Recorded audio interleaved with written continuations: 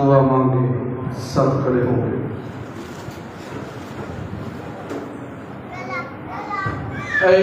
उठने परस्ती खुदा तूने अपने बेटे की मां वेदा कुमारी मरियम को जिस्म और रूह के साथ आसमानी जलाल में दाखिल किया। अनायत फरमा कि हम हर वक्त आसमान की चीजों की तलाश में रहें और उसके जलाल में शरीक होने के लायक पाए जाएं। मसीह हमारे खुदा उनके वसीला से तेरे साथ रूह कुदुस की वहदानियत में खुदा है और हमेशा से मुस्तकिल रहता और सल्तनत करता है। आमीन। सब बैठेंगे, आज की पहली तिलावत सुनते हैं।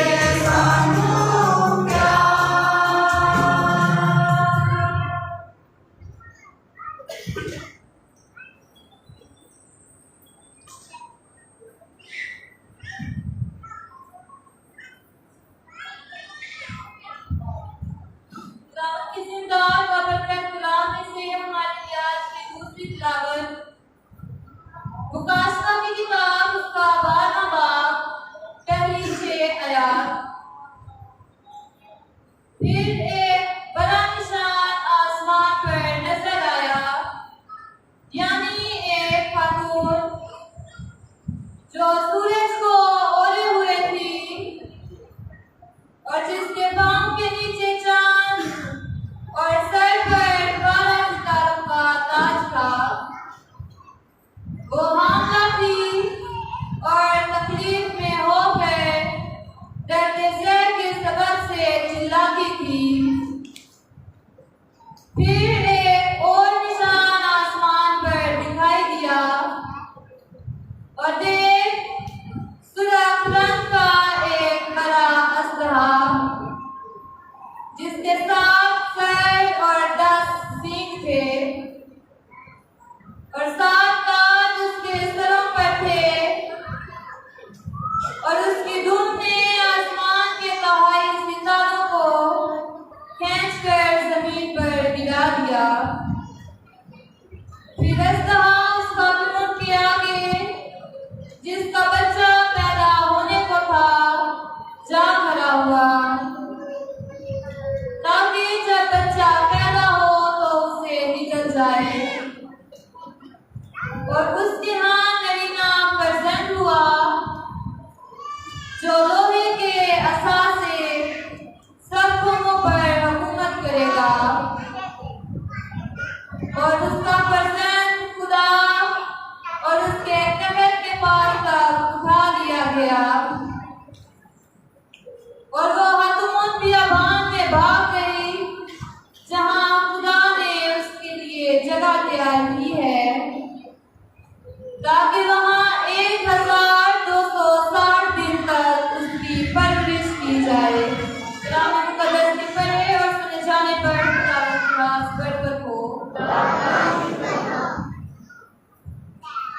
आए हम सब खड़े होंगे और नारा हम गाएंगे तो जिनके नाम में खड़े होंगे और भाइयों से तो खास करके पानी करके एक कदम आगे।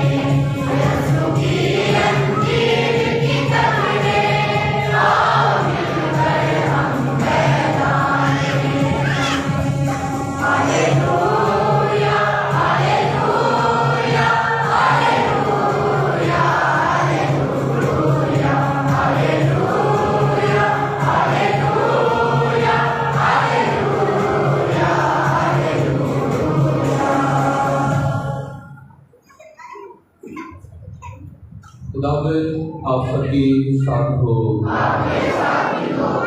हमारे खुदा यीशु मसीह की पाक इंजील मुकद्दस लूका के मुताबिक ऐ खुदावंद तेरी तमजीद हो। उसके पहले वापस से खड़ी गई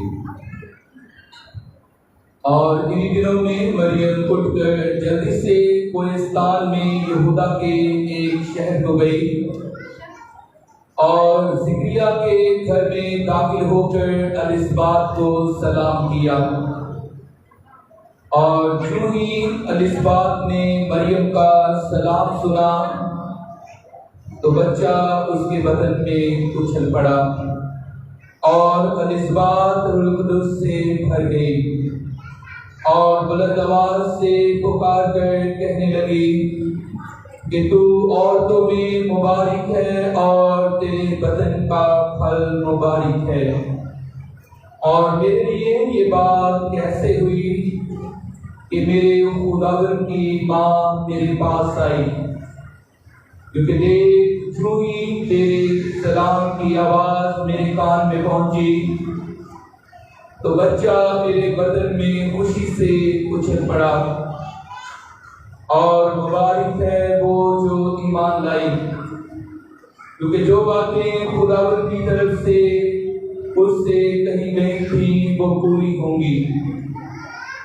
और मरियम ने कहा, मेरी जान खुदावंद की बड़ाई करती है और मेरी रूह मेरे निजात देने वाले खुदा से खुश हुई, क्योंकि उसने अपनी बंदी की पस्तहारी पर नजर की।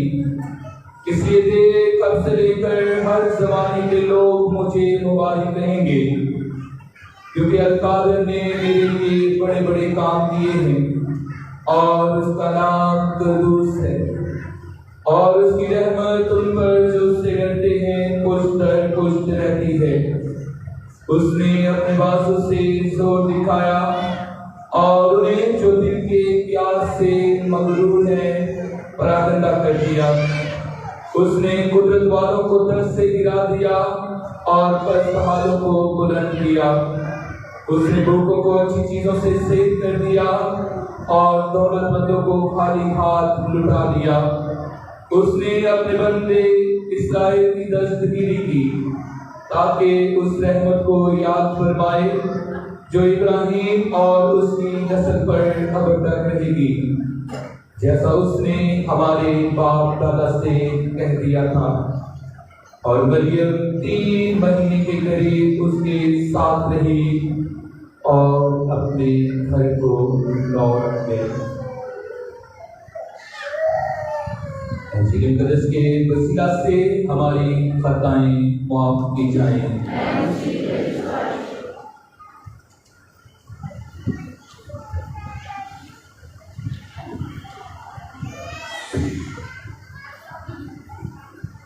मसीह खुदावंद में अजीज मोमिन बहन भाइयों, मेहरबान खुदावंद के शुक्रगुजार हो आज के इस दिन के लिए जो खुदा ने बख्शा है। क्या बड़े ईमान और बड़ी अकीदत के साथ आज इस इबादत में शामिल हैं और खुदा का शुक्रिया अदा करते हैं जो हम सबको कैसे मौके फराहम करता है ताकि हम इन इबादत में शिरकत कर सकें, खुदा की बंदगी और सताइश बयान करें और हर पल खुदा को शादमान कह सकें। ये हमारी खुशी का इजहार है कि हम खुश होकर खुदा की शादमानी करते हैं। आज हम बड़ी शादमानी के साथ, खुशी के साथ इस इबादत में शामिल हैं।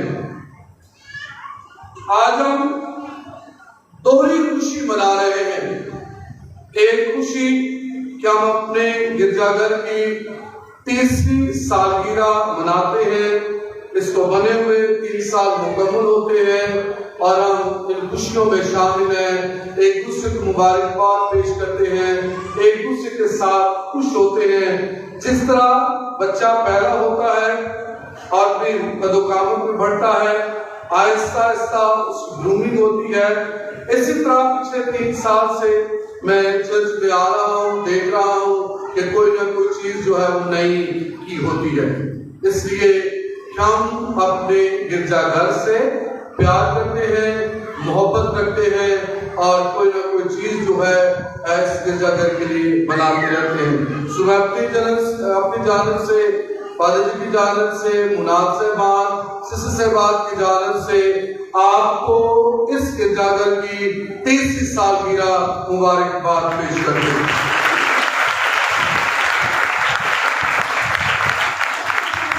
और इसके साथ साथ आज हम खुदा का शुक्रिया भी अदा करते हैं यीशु की माँ मुकद्दसा मरियम के लिए, जो बड़े ईमान के साथ हम आज ही के दिन दोहरी खुशी मना रहे हैं। और दोहरी खुशी ये है कि आज अपने इस गिरजाघर में पिछले साल मुझे याद है कि हमने शाने मुकद्दसा मरियम के नाम से प्रोग्राम मुनक्कद किया और इस बार सोचा गया इस बार गिरजाघर में मुकद्दसा मरीम के सर पर ताज रखा जाएगा। हम अपनी अकीदत, हम अपनी मोहब्बत जो है मां मुकद्दसा मरीम के साथ जो आसमान पर है, आसमानों की रानी है, उसके साथ दिखाएंगे। सो आज ये भी दूसरी या तीसरी रस्म ताजपोशी है जिसमें हम शामिल होते हैं और लगातार इबादत में हम खुदा का शुक्रिया अदा करते हैं। जिस कलीसिया में गिरजा घर नहीं, वो हमेशा इसी तगोदो में रहते हैं कि हम काश हमारे कलीसिया में गिरजा घर होता। शुरू में जब नए नए मसीही हुए, बहुत बड़ी आबादियां थी, बहुत बड़े बड़े लोगों के गांव हुआ करते थे और बहुत कम चर्चेस जो है गिरदोनुमा में होते थे। इसी तरह हो सकता है कि हमारी बस्ती का भी यही हाल हो और हम अपने गिरजे को तरसते थे कि हमारा अपना गिरजाघर हो, हम अपने चर्च में जाकर इबादत कर सके और हम अपने चर्च में जाकर खुदावंद का शुक्रगुजारी कर सके। और खुदा ने हमें मिलाकर चर्च अता किया। इससे पहले जो चर्च था वो छोटा था, लेकिन बाद में इसको बड़ा बनाया गया है और फिर आहिस्ता आहिस्ता इसमें बढ़ते और जिंदगी गुजारते हैं। फलिस्तीन कौम की जिंदगी में एक वक्त ऐसा भी आया जब दाऊद बादशाह था, उसके पास बड़ी कुव्वत और ताकत थी, इस्तेकामत पे थी और हर तरह से मजबूत भी था। फतहमंदी जो है वो होती जा रही है, दूसरों को शिकस्त दिए जा रहा है और शहरों के शहर जो है वो शिकस्त करके अपने कब्जे में लिए जा रहा है। और इस तरह चौगिट में आसपास के इलाकों में दाऊद बादशाह की हुकूमत जो है वो मजबूत होना शुरू हो गई। लोग उसके ताबे हो गए, लोग उसके फर्माबरदार हो गए। लेकिन अब भी खुदा का जो खेमा है, जो पाक संदूक है, वो भी खेमागाह में रहता है। और ये खेमागाह जो है शहर से बाहर बादशाह के महल के करीब है, जहां पर चारों तरफ में जो चमड़े की जो चादरें बनी है उसके साथ उसे बनाया गया। चमड़े के साथ शीशी के उन्होंने चार दीवारी की है, ऊपर भी छत डाला है और फिर पाक संदूक को उसी जगह पर रखा है। और खुदा अपने बंदे नतान नबी के सबब से वसीला से दाऊद बादशाह को पैगाम पहुंचाता है कि मैं तुझे ताकत दिए जा रहा हूं, मैं तुझे मजबूत किए जा रहा हूं, मैं तुझे फरोखी अता कर रहा हूं, बहुत सारी खुशियां अता कर रहा हूं।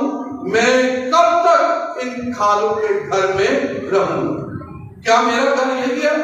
मैं शहंशाहों का शहंशाह, बादशाहों का बादशाह, खुदाओं का खुदा हूं और क्या मेरा नसीब यही है कि मैं खालों के घर में रहूं? और जब बादशाह को ये पैगाम पहुंचाया जाता है तो बादशाह हैरान हो जाता है, परेशान भी है, हैरान भी है।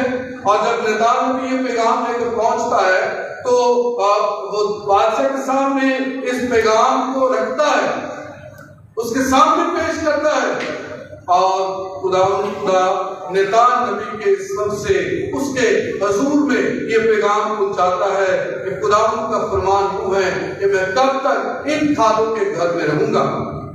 और दाऊद बादशाह कहता है कि ये रब मेरी ख्वाहिश है, ये मेरी तमन्ना है, ये मेरी जिंदगी का बड़ा मिशन है कि अब मैं अपने खुदा का घर बनाऊंगा, मैं अपने खुदा के घर को तामीर करूंगा, मैं अपने खुदा के घर को बनाऊंगा, उसकी नींव डालूंगा, बुनियादें डालूंगा और मेरा खुदा उसमें रहेगा। दाऊद बादशाह ने जब उसे ये पैगाम मिलता है तो उसने हैकल की बुनियाद डाली।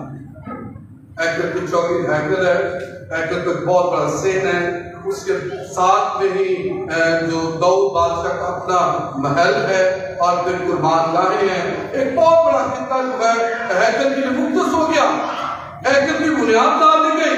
लेकिन दाऊद बादशाह जो है वो मर जाता।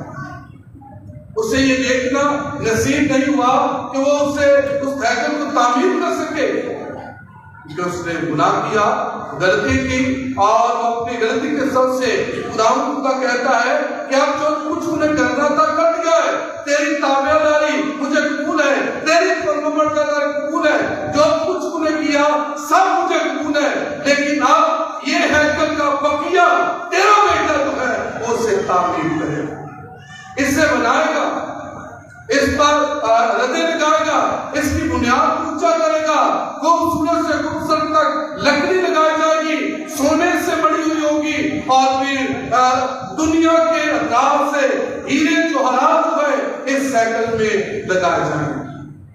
और जब ये हैकल बनती है तो एक आलीशान हैकल जो है बनकर तामीर होती है, और उसका बेटा सलमान जो है वो इस हैकल को जो है वो बनाता है। के बाद अपने बाप के बाद एक बड़ा माना जाना लगा जो है बादशाह ठहरा, उसकी भी हुकूमत जो है वो